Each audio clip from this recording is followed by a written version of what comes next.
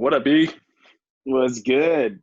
Was good. We are live on another episode of No NDAs. Yeah, but this is going to be a little bit different of a format today. Yeah. We're going to be talking about some shit we actually want to talk about rather than some tech ideas. Yeah. I just feel like there's some other things going on in the world that should be discussed. 100%. I agree.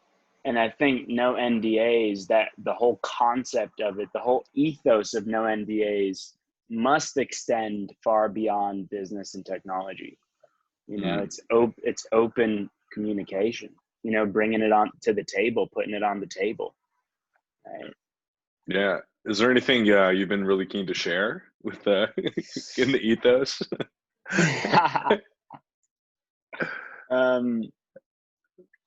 I mean, nothing that pops into mind immediately.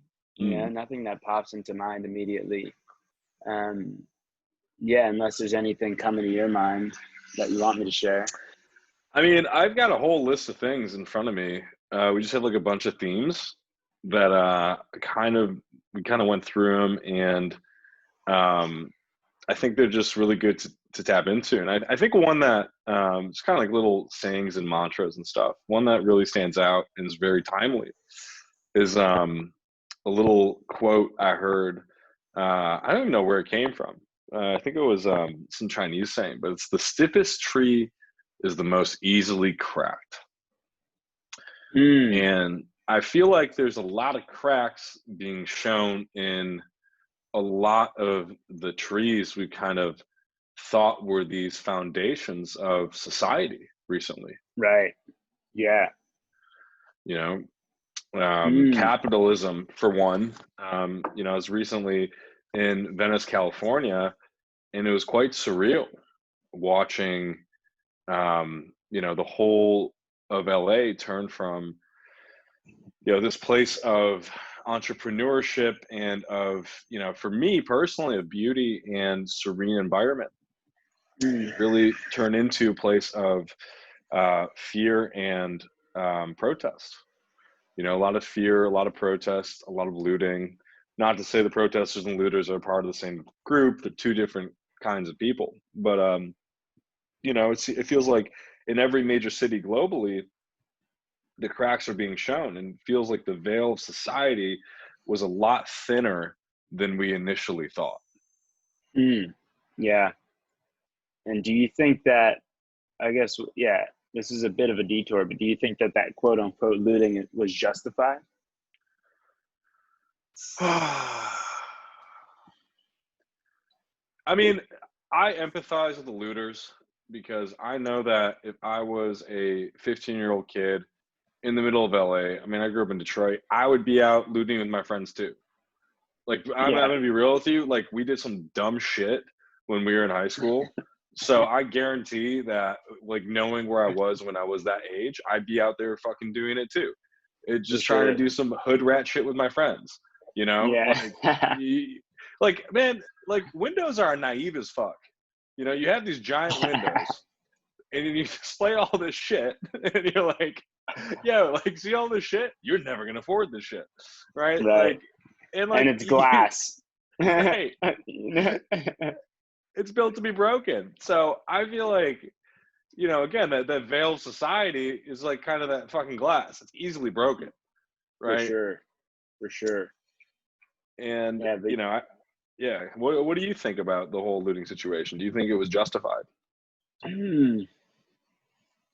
I think the language we use around it is interesting, because then the media, the focus goes more to the looting and less about, you know, the fact that these societal contracts have been breached, right, for a long time. And I think Trevor Noah put it beautifully, you know, earlier, I think when the protests were first starting, that, you know, society is a contract that we all uphold, you know. And for Black people, for the oppressed group, this contract has been breached in so many ways, you know? And so now all of a sudden, when they say, okay, the contract's been breached, fuck it, like, you know, now all of a sudden it's looting and rioting. So I think the language that the media tends to use is really interesting in that way. But at the same time, yes, I do think that some of the people performing those actions were not there for the right reasons. You know, like I've seen videos of people busting glass windows, going into stores, taking shit, getting in their car and driving off. Clearly, you're not there for the protest.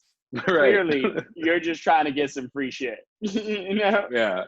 But, you know, and then you have a bunch of people that are like angry at other things. You know, they've also been locked up in quarantine for the last, 3 months prior, right? So it's just like, I think there were a lot of agendas at play, so it's hard to say whether it's justified or not. I think,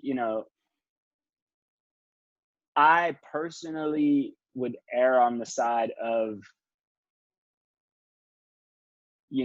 peaceful protests and looking at other forms of protests that don't involve breaking shit down. But I do think that, I do think that the breaking shit down is justified, because a lot of shit was broken down for the oppressed group, so now if you're breaking shit down for the oppressor, then it is what it is, Yeah. I think the question of justified is interesting because it is. I don't really see this in terms of was it justified or not. I believe that what the whole everything that went down was necessary because these people have been peacefully protesting for a very long fucking time. For sure. And it hasn't gotten us anywhere. There hasn't been any change. So I believe that whatever happened was necessary to wake the fuck up, right? For sure. And the truth is, and again, I was in Venice, Los Angeles, right? So you've got a very small microcosm on the coast of Los Angeles, a really nice neighborhood, nothing, Yeah. I mean, it's a weird place, but nothing really bad happens there. So it was an interesting strategy, and maybe it wasn't even deliberate, right? But they weren't going and fucking up their neighborhoods. They're going to the neighborhoods of the elite and the oppressors, right? You go into all the neighborhoods with these multi-million-dollar houses, and you're holding these protests. And the truth is, I was sitting there in my apartment in Venice, listening on the radio to the police radio, and there seemed to be a pattern of you'd have peaceful protests, and about half hour behind those, you had the looting, right? So the police would move with the peaceful protests, and then the looting would start after. Now, what's interesting is how it stopped, right? When the looting stopped, it was a couple days later, and the police changed their strategy. They stopped showing up in riot gear, okay? They showed up on fucking bicycles and rode with the protesters, right? They came on their level rather than coming strapped to the fucking T, begging for a fight. Also, every window in all of Los Angeles was boarded up at that point.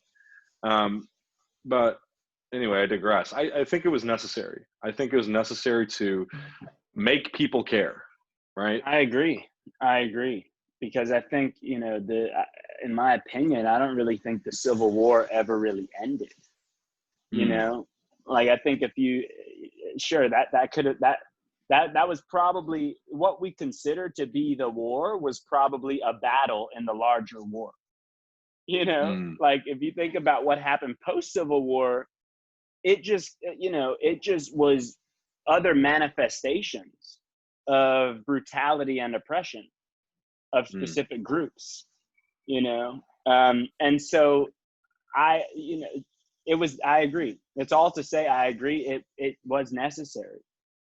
It was necessary. It is necessary. It's not in the past, right? It is necessary to make these points, and however those points were made to get to this point, that had to happen, because a lot of other tactics and methods and ways have not worked. Do I also think that there are other forms of protest that we haven't fully leaned into yet? Yes. I think in this country with, built on this, I guess, a hyper-capitalist philosophy, I think you can use capitalism against the system, right? And really being very deliberate about where we choose to put our dollar. But it's tough, right? It's tough because of convenience. It's tough because of, mostly convenience, right? It's like, what are you willing to sacrifice for that protest? But I think there are, other forms of protest that can be and should be explored, but every form of protest that has happened to date has been justified. I mean, is necessary. And I think because it got us to this point, it's justified because of the point that we've come to, because of the awareness that it's brought to people. Right. I feel like it had to leave, it was for a very long time, all these problems were segmented. They were gentrified, right, to these specific neighborhoods. That's no longer the case. These things you now recognize and realize and have to deal with the consequences of this inequality across the board, no matter where you sit in America. Yeah. And that's an innovation that's never happened. Like the whole city of New York was getting fucked up, right? The whole city of Los Angeles was getting fucked up. It's no longer segregated and segmented and policed into these very small microcosms. It's leaving and it's growing. And it's going to spread, and it will continue to until some shit gets changed. For sure. And so, like, back to these trees, right? The stiffest tree is easiest to crack. I think we are seeing these cracks, right? And I think what's happened with this specific movement around BLM is indicative of how we should be approaching other cracks. Because like BLM, is I think what's happened is people are showing up. People are really showing up and really questioning the root of what this country's been built on, and really waking up to the experience of other people and really waking up to empathy, right? And I think, this is still the focus, but I think this type of movement that necessitates action should be indicative of how we approach other issues and other oppressed groups as well. And I think we're seeing a lot of cracks in these trees, which, I guess on the notion of ideas, right? A lot of these trees, their roots are subjective. Race is subjective. Skin color is objective. Race is subjective, right? Capitalism is subjective. It's an idea. It's a philosophy. So it's interesting. We're starting to see these cracks in these trees, and these trees may be mirages of trees, because they're subjective and they're based on our beliefs. They're not actually rooted in objective reality. And so I think now people are seeing, oh, that tree's got cracks in it, and thinking, well, maybe there are other trees, because there's now grounds to think about that, right? To think that these philosophies and ideas and subjective realities that have governed us for so long are now starting to crack. It's like, namely, even if you think about something like, the backbone of this country, right? The Bill of Rights, the Constitution, and those are ideas from people, a very homogenous group of people. A very small, homogenous group of older white men. Right? Now, how is that representative of this melting pot of a country? It's not. You know, and I think these cracks are really beginning to be exposed. Yeah. Yeah. So, you know, what other movements you talked about going after, you know, the Mm, same veracity yeah. of what BLM's going through? What other institutions or trees do you feel like should be taken into question? Um, women empowerment, Mm, women empowerment, um, other species. Other mm, species don't have a voice. You know, right. we have eliminated entire species from our global ecology that are never coming back. You know, Yeah. we're losing biodiversity, which Mm, is fundamental to life on this planet and fundamental to the well-being of everything within it. You know, mm, it's like, and so yeah, I think those are the first two that pop into mind. Um, Undocumented people in this country mm, and the oppression and mistreatment and dismantling of families and pedophilia with children of undocumented people in this country, you mm, know, sex trafficking, mm, um, corporate greed. mm, Um, and I think, you know, and I think because what happened with this movement BLM is like people are showing up for their values, right? right. People are really embodying their values, and now you hear this concept of anti-racism, right? Like it's Mm, not just it's like it's different to be not racist, right? I'm not a racist, cool, but it's, you know, taking that to the nth degree is being anti-racist, is like actually standing out against it when you see it around you, when you see it and experience around you, really being that voice and embodying that value. So I think it's about how do we take that concept of anti-X and right. fill in the blanks, right? And really live that, you know, really live that, because it's different for people to say that, Hmm. right? But living that is how change happens, you know. Mm, And really I think living that comes down to what are the sacrifices that you're willing to make. mm, How uncomfortable are you willing to make situations? How uncomfortable are you willing to make yourselves to create a better future, right? Simply put, right? And it's like, yeah. what are those conveniences that you're willing to give up, you know, Yeah. for what's right? You know, I feel like one of the things that led to this huge explosion, right, Mm, of BLM is the fact that for the first time you have this invisible enemy in COVID, right? And a lot of the yeah. things that you're describing, some of them have a face, right? More than others. You have Jeffrey Epstein and the pedophilia. You got, you know, certain characters in the corporate greed. You know, everyone's talking about Bezos. God bless his soul. You know, like, that motherfucker's got a lot of coin. Um, Yeah.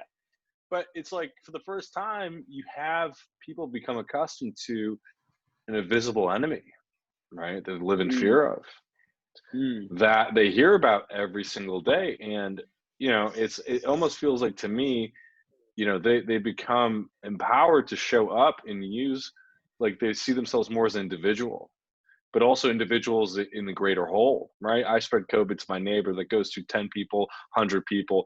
You know, I think in terms of statistical averages, right? Little nudges in terms of these directions where it impacts a very large group of people. People never thought that way. They never had to. yeah. Yeah.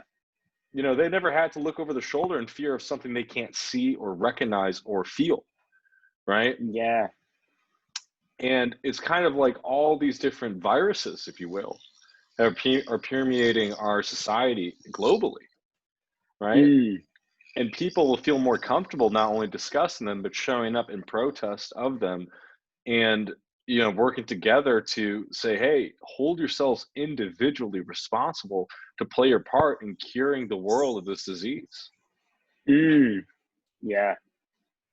You know, we're Yeah. kind of forced into that. And I feel like that mindset can be taken and applied to a lot of the things you're leaning into. It's like, how do you hold yourself accountable to self quarantine, right? If you're sick, you get better, right? Yeah. And Yeah, for how do sure. we take that and then nudge the world in a healthier direction? 100%. 100%. And I think, one thing that sticks out when you say that is like holding ourselves accountable. Because I Mm, think it's so easy to look outward for change, yeah. when it's like we have to be the first people to change ourselves. We have to be the first, like change starts from within, Mm, and we have to be the first people to hold ourselves accountable before we can point the finger at others, you know. And that's, for example, that's part of the reason why I've stopped saying that or thinking that I do live an environmentally friendly lifestyle, because I mm, don't. I don't. I fly. I mm, fly on planes. That already makes me have a larger carbon footprint than most of the world. So how mm, can I possibly say anything about living environmentally friendly? mm, Because it's not. My life's not environmentally friendly in the slightest. Now, is it less bad than the average American? 100%. Is it less bad than the average Western world inhabitant? Probably, yes. But at the end of the day, the majority of our environmental degradation is caused by a very small percentage of people. Most of the people actually have pretty, a low-ish carbon footprint.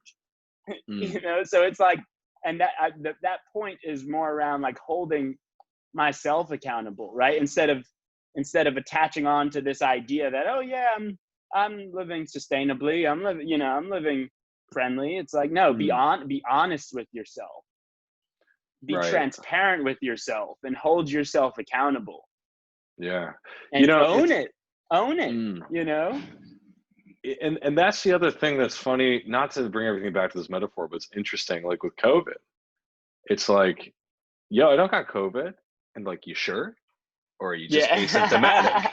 Exactly, You just exactly. don't, you ain't got those symptoms, right? You ain't coughing, Yeah, you don't you ain't have a feeling it fever. yet, Yeah, right? But you're yeah, still making people yeah, sick, right? So you're like, you yeah, look at, and then you ask yourself, like, yo, am I healthy? Right? Because you might not consider yourself racist, but then this is making you ask, yo, am I racist? Right? yeah. Like, Exactly. like it's been very interesting because I feel like, especially in this time, like you just get, I feel like a lot more people are holding each other accountable in a lot of different ways. Yeah. Like when you, even the other day, yeah, I was like talking to my Portuguese tutor, and I'm like, yeah, we went out to this restaurant, da da da, and she's like, you did. She's like, you sure you want to do that, da da da? But she's not asking about out of concern for me, right? She's asking out of concern for herself and her family, right? And now she's questioning, yo, am I going to put myself in this position with this person who potentially has subjected himself to this disease, right? Yeah. And I feel like, going back to what you're saying a lot earlier, it's like these protests, I feel like, can encompass something because we now have these invisible enemies that people are showing up for and are ready to fight. mm, And yeah. they're getting much better or more in tune with the concept of holding each individual accountable at the micro and the macro unit. Yeah. Yeah. And it's interesting about this invisible enemy. I was doing a piece last week about COVID and loneliness, Mm, um, and around how in the face of a pandemic, right, in the face of this invisible enemy that doesn't discriminate, mm, there are some sentiments of being part of the broader collective because of because we have this invisible enemy, right? mm, Now we have this invisible enemy. Now it's no longer you're rich, you're poor, you're black, you're white, you're this, you're that. It's like we're all equally susceptible, and we're all kind of in this together. you know, that there is some solidarity that comes with, you know, an invisible enemy like that. And I think going back to our conversation a couple weeks ago about off-world vehicles, I think once that becomes a lot more known and more accepted and more understood by people, that we are a speck of dust in this broader cosmos, in this broader universe that has hundreds of billions of galaxies, right? Once that becomes really digested and understood by people, and that we're not the only form of intelligent life, right? Once that becomes understood by people, I think it can create this sense of solidarity and feeling like, you know, we are part of a collective, like we are one race, you know? Right. And I think COVID's like a small manifestation of that. But I think potentially the first of more to come. Yeah. I mean, human history will be separated into two parts: before we knew aliens are real and after we knew aliens are real. Yeah. All of human history is going to fall into those two categories. Wow. Yeah. It's kind of like BCAD. Yeah. Well, here's what's interesting about this whole movement is that the Pentagon's releasing footage of these fucking vehicles, these off-world vehicles, is what they call them now. Used to be UFOs, they used to be UAPs, but now they're off-world vehicles. And yeah, people didn't blink an eye. It was like all this shit came to light, and I've been following this stuff for years, and nobody really gave a fuck. You know, like it was like prime time COVID. And like, yeah, you had some headlines, and people were like, yeah, cool, there's aliens. You know, it's like it's just I think we become desensitized to these sort of shocking revelations, right? And I do believe that we're gearing up for some mass disclosures of some pretty shocking things, which if you're paying attention have never really been secret. Yeah. Man, I was watching this documentary this past week, or this docuseries called The Universe. And I was watching this one episode on alien galaxies. Wow. Like we've been able to capture these things for years. We've had this technology for years, yo. Yeah. You know, like to really be able to capture what's beyond our atmosphere, you know? Yeah, funny thing happens when you start really I've been a believer for a very, very long time. And a funny thing happened when I really began to believe. I kept on looking around at my fellow man, and I just stopped seeing them the same way. Like once you fundamentally, the idea of we are all human becomes integrated, it's really hard to look at people the same way. You know, like you see this big bag of bones in this vehicle. It's pretty fucking amazing. Like you have this functional vehicle which charges itself through the ingestions of calories, right? You don't got to hook yourself up to a socket or anything. And then you have this like big soft bit in the middle of this like bones, right? And the soft bit is the central like processor actually fucking popped out, you know, the eyeballs I popped out of the bones so you could see the world around it, right? Your eyeballs are connected to your brain, right? Yeah. So it's amazing we've evolved to like this face and this head, and like you just start thinking about like just the makeup of us as from the perspective of an alien race. It's very interesting. We're very curious things, right? We are. Indeed. Yeah, and like the other thing is like this girl who I met a couple of weeks ago. She said to me, she's the one who brought up this. Your eyeballs are just a part of your brain. They're an extension of it. It's not the eyeballs and the brain. The eyeballs are the brain. They're part of it. And it's been hard for me to unsee that. Like when I look someone in the eye, I'm like, holy shit, I'm staring right into your mind.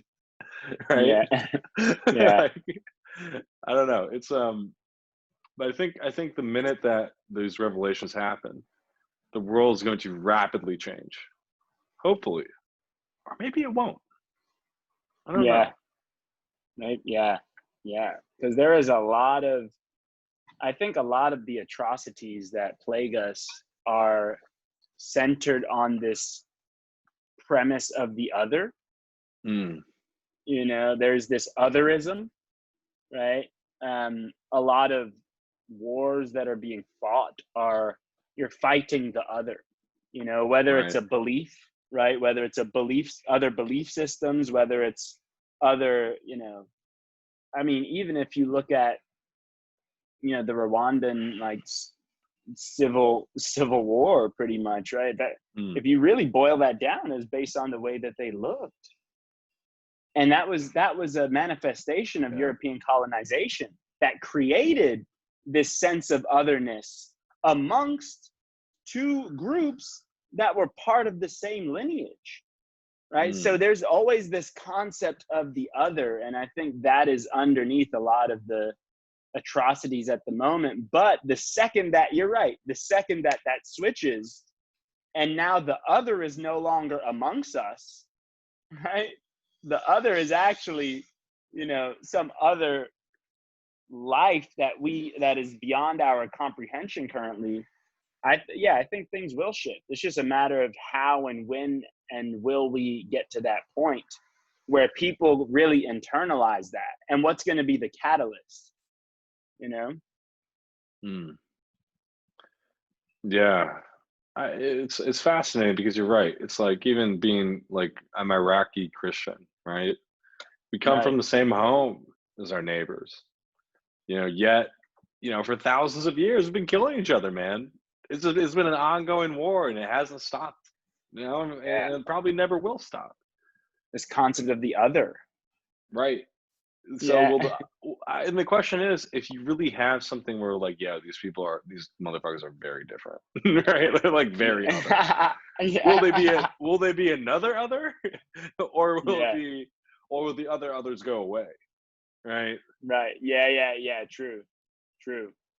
But I think, like, when you talk about alien life, like life that is alien to planet Earth, it's another scale of otherness. Right. We don't get You know? creative enough with this. People don't realize how Yeah. many fucking ways you can, like, chop up life, right? Yeah, exactly. It's a whole other scale of otherness. Yeah. It's like we think we're different than other animals. We think we're different than plants. Like, try alien life that is not even part of this atmosphere, not part of this atmosphere, not part of planet Earth. It's another Yeah. scale of otherness. Yeah. But even then, should there be otherness there? And will there at some point be unity with alien life? Because in the end, it's all life. Yeah. It's all creation. I guess the question is, what's the criteria for them accepting us? For Right? sure. Like, if Yeah. you had a strict set of standards for, like, oh, because we're some dangerous motherfuckers at the moment. Yeah, for sure. You're looking What? at humanity as a whole, right? We didn't have to do any of this shit. We didn't have to create nuclear weapons. We didn't have to, like, go to war with each other for thousands and thousands of years. We have a tendency to really harm one another, and that otherness will not stop when these guys are blue. Like, Yeah. it's gonna exasperate it, right? Like, in our initial responses, fear. I mean, even these disclosures that are happening around these off-world vehicles are not in the name of, oh wow, we're gonna, like, just enlighten humanity. It's in the name of national security. Right. Yeah. It's to exasperate the need for addressing them, because there seems to be evidence that they're fucking with our nuclear launch sites. Mm, yeah. Lot of documented cases of these off-world vehicles, and documented being, the interviews by hundreds of people. You can go look into any of this. Of these cases of these off-world vehicles fucking with our nuclear launch sites. So what seems to be happening, this is all speculation, obviously, but what seems to be happening is there's some beings that are very concerned by our use of nuclear weapons, right? and there are safeguards in place to keep us in check, right? Yeah. I mean, it's very similar if we had a bunch of monkeys in the fucking rainforest who all of a sudden built rifles, right? You Yeah. probably build a cage, right? Or you Yeah. probably have some drones making sure these guys aren't fucking shooting the villages in the surrounding rainforest, right? Right.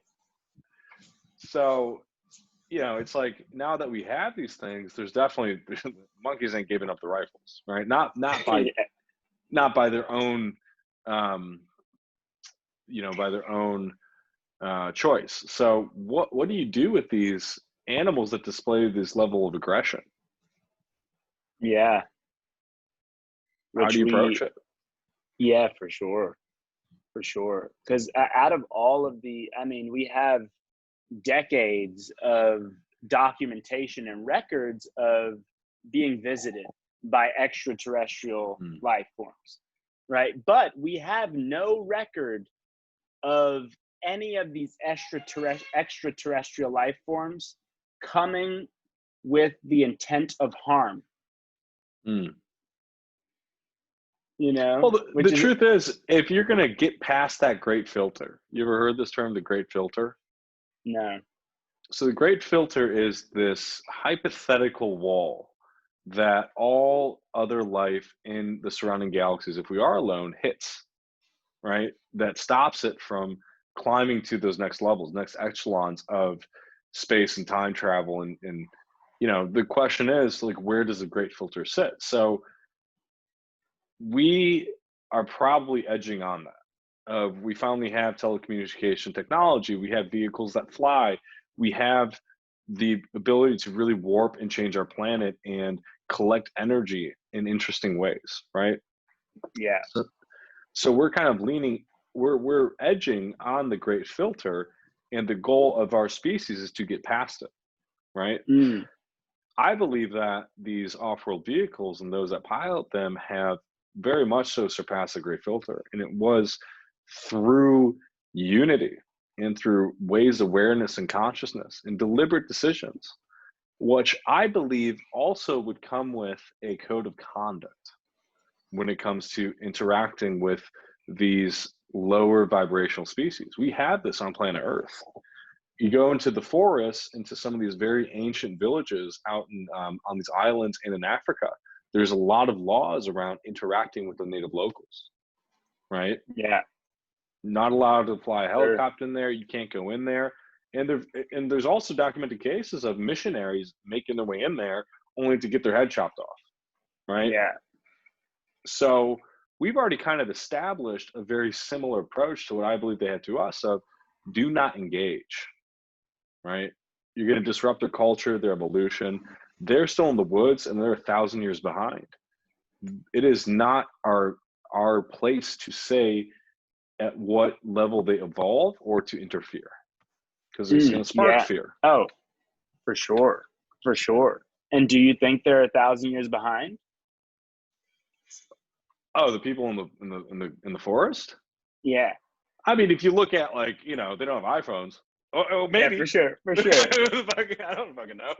Like, who the Because fuck I knows? think Yeah, maybe it's some I like know. Wakanda shit. Like, maybe. Yeah, I know. maybe. Don't go in that forest. Yeah. Yeah, And then it's like, yeah. oh, secretly they're like, Some Black Panther shit. It's Yeah. like it's fucking Yeah. Wakanda in there.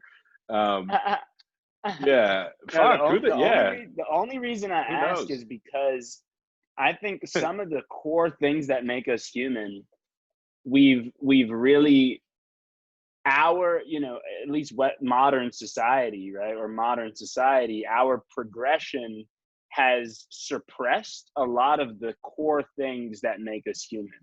It's Mm, suppressed love, it's suppressed community, it's suppressed connection, right? But it's like people that are living what we view as, older, more culturally traditional lifestyles, they could have a lot more of an abundance of what really fills us up as people, right. which is always an interesting thought for me. Yeah, it also comes down to, in my mind, I always imagine a world where Columbus didn't win, right? Mm, Where the values, the minds, the Incans, the ancients of what used to be Western civilization, right, in Mexico and these right. very ancient cultures, had they went to Europe, right, and brought the disease with them, and instead had decimated all of what Western European life and Yeah. the methodologies of the integration of plant-based medicine, right? Respect for nature, a closer integration with your surroundings and community. What the world would have looked like if we had progressed into that inevitability rather than the one that we find ourselves in today. Right. Right. And also begs the question of, why it was the way it was, because, why was there the intention to take over these different places? But it's interesting because other places were not all peaceful, and no wars and no battles and no, there were Mm, battles amongst tribes and groups, and there was feud, but there wasn't the, going to unexplored places and massacring and taking over. And it's interesting. It's interesting because I do think the world would have been fundamentally different had it been any other part of the world that turned out to be colonialists, right? well, I guess my question is there any component of nature that's completely peaceful? Yeah, I mean, and yeah, it depends on how people define peaceful, right? Because is Right. peaceful nonviolent? Mm, I think that's unrealistic because other life forms, I mean, uh, we look at the animal kingdom, there's violence all around, mm, right? There's violence in getting prey and getting food, you know? Um, but I think amongst us, I think we don't have a very clear ecological role, humans. mm, Every other life form has a pretty distinct role within the ecosystems, right? mm, Whereas I think we have these amazing noggins, we mm, have these amazing brains, and I do think that there could be a version of peaceful that we can bring forth that doesn't need to involve violence. But then I question, is that idealistic, or is that realistic, or is that just idealistic? mm. What do you think? I don't know. Those are just the thoughts that I brought up when you posed that question. I believe that everyone is capable of peace. When Yeah, you really get down to it and dig inwardly, you don't find a place of chaos. for sure. You really, that's what these monks have learned. These guys can go starve themselves, go sit in a cave out in the middle of nowhere, and you'll find eternal peace. For Um, sure.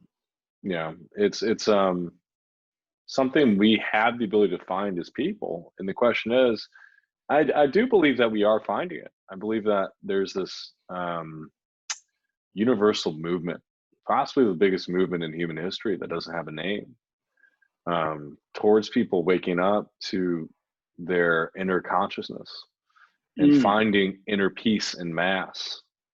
mm, Um, as all this information becomes so abundant and the fire hoses come in so rapidly, a lot of people are finding the peace that comes with turning everything off. mm. And I believe we will continue to find it. And there's never been more avenues to finding that peace. And I believe we will get there Yeah, inevitably. and I think we're 100% are capable of doing so. Yeah. 100% capable of doing so. And because I'm sure you and I have seen, and personally and in other people, transformation Mm, fully. Yeah. through any number of catalysts, right? But what I have know to be true is that people are capable of transforming, and people are A, B, everyone is capable of inner peace. Mm, The capability is there. mm, I truly believe that, yeah. and I guess that kind of like that there was one point around inner world versus outer world. If Mm. you wanna, if we wanna kind of dive into that a bit, because that was one of Yeah. the It's right. funny because I've got this list of these themes I want to talk about, and sometimes I don't know where the fuck they come from. It's just like little things I'm like, this seems like something worth diving into. Yeah. Um, yeah, I feel like we live in this perpetual state of contrast. I always like to use the metaphor of Jesus Christ. Not to say I'm a Mm, diehard Christian or anything like that, but Christ consciousness is interesting because you have this metaphor of a man who's on the cross, right? His arms are up. And on one side, this man is in the human world, right? You have all the people sticking thorns into him, throwing rocks at him, his neighbors, his family. mm, And on the other hand, you have God himself who he's speaking to directly, right? So you have the hand in the human world, the other hand, the spiritual, and then in the middle, you have his own perception of both, right? Being literally being pulled between these two worlds, right? And it's the moment when he says to God, "Forgive them, Lord, for they know not what they do." He removes himself from the equation and he collapses the spiritual into the human. And that's when he ascends and becomes Christ consciousness, body, blood, and son of Christ. All these things happen when you remove yourself from the middle, right? And you allow that collapse to happen in a way that you bestow forgiveness on the people around you. And you become that catalyst to channel that spirituality and that divinity through you. And no matter what the world throws at you, you come from a place of forgiveness and love. yeah. I believe we all live in that state of contrast, right? We have to operate in this very human sort of realm, and we all have another foot in the spiritual one. And I believe it's our journey is to integrate both and For sure. finding your own way to bestow forgiveness and really just come from a place of love, and be that Christ consciousness in whatever capacity you're able to in this lifetime. Mm, and do you think that if we're in this state of contrast, do you do you think that both of these poles or worlds per se have different weights or different roles? Like, do you think we should lead with the inner, or are they equal parts? Well, that's what Christ taught us, right? The way has been Right. shown how to Yeah. remove the self and let them collapse into themselves. Mm, I believe that we have this perception of a ceiling above us, right? It's us. Then you have the ceiling, and then you have heaven and God and all the for divinity, right? sure. Versus in this, in the metaphor I'm presenting, you become the channel for the divinity, Yeah. right? There's a beautiful quote says, "Preach the gospel and only speak when necessary." You lead with that divinity and that love in every step you take, and you fall in love with the world around you, and you accept everyone just like your brother, just as Christ would, right? And I believe we always attribute weights. It's like, oh man, I'm very spiritual. Like people are like, they'll go escape to the rooms to pray versus a full integration of, you're an expression of that love Yeah. in Yeah. perpetuity.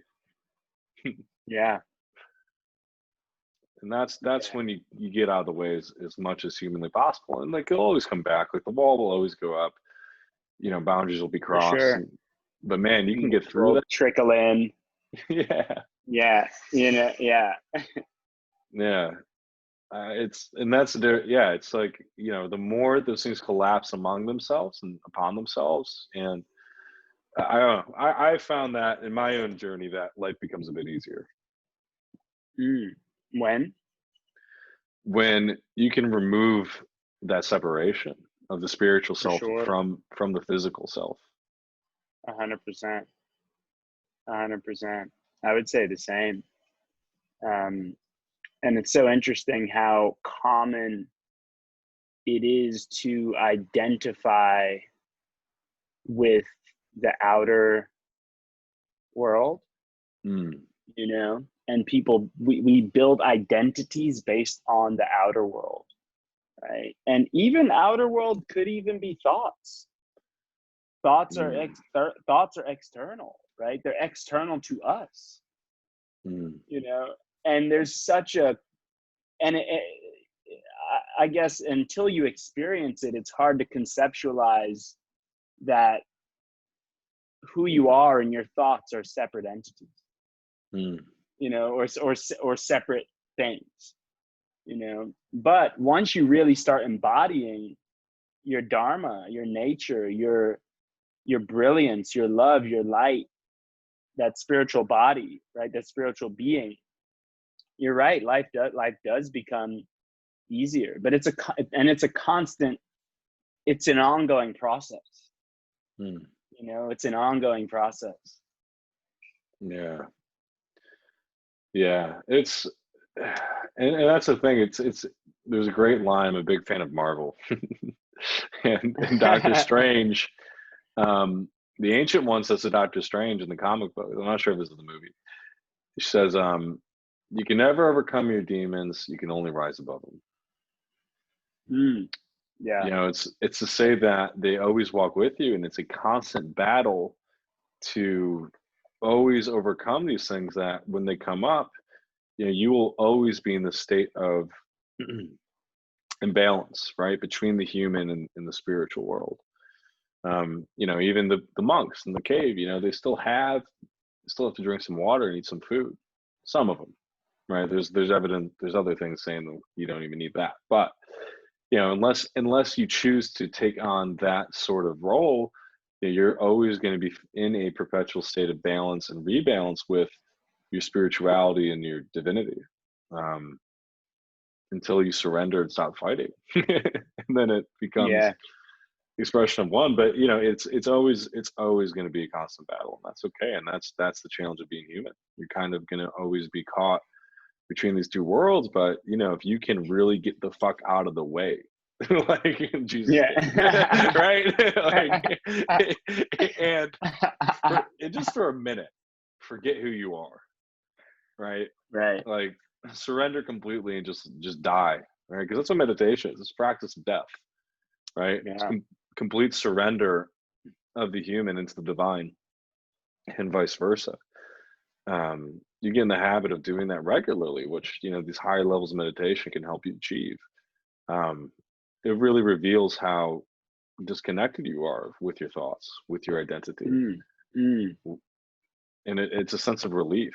Personally, people fear forgetting, right? Yeah. Versus you forget everything, you remember what you really are. I agree. Tell me about these monks that don't eat food. That stood out. Out to me. Yeah. So I'm very curious. allegedly, there's a group of monks called the Breath Eaters, who pull their energy in perpetuity from a inner light, where they don't eat. They do drink water, but they don't eat any food. That the spirit they're pulling in and the energy they're pulling in is enough to fill them up and sustain their life. You got to look more into it. I don't know about, for sure. I'm definitely gonna do that something today. worth looking into. And yeah, they're called the Breath Eaters. And you know, obviously, people will say like, like, is it really that? You know, are they eating on the side? Right? Well, you know, you look at plants and their ability to photosynthesize, and then you say, okay, well, we're more evolved than plants. Maybe we have some of these inherent characteristics that some of these plants have, right? Yeah.